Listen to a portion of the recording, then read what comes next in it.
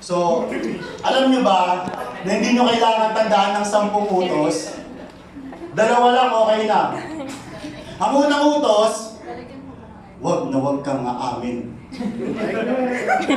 Ang ikalawang utos, kahit na anong mangyari, lagi mo lang tatandaan kung ano yung unang utos. Ang 2 lang yun, hindi yun mahirap kabisaduhin. Di sa isa anos ako nang iniwang kami ni Mama. Ang sabi ni Tatay, stay in lang daw siya sa trabaho. Pero hindi na siya umuwi.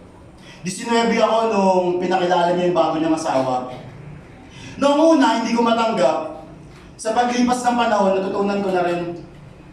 Ang hindi ko lang maintindihan, bakit may mga taong handang sumira ng pamilya para sa ikasasaya nila?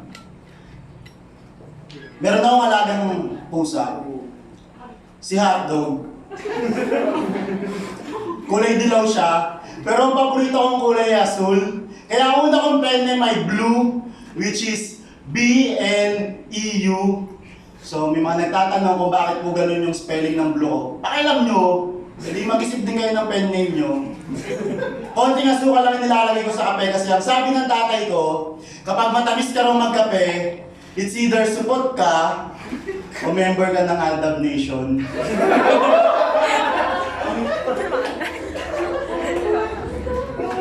Alam niyo ba kung bakit father ang tawag sa mga pare? Tanungin niyo kung bakit. Bakit? Kasi ang suspicious kapag tinawag silang daddy.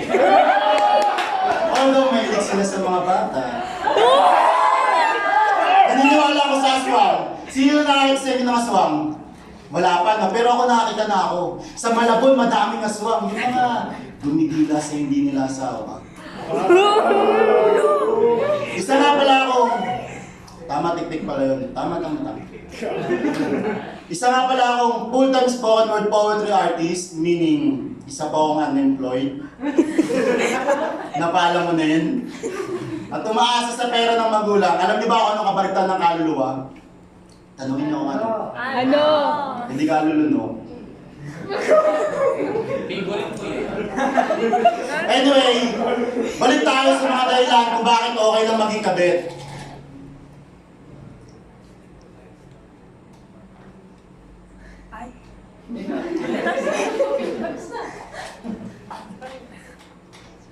Yun lang po, thank you.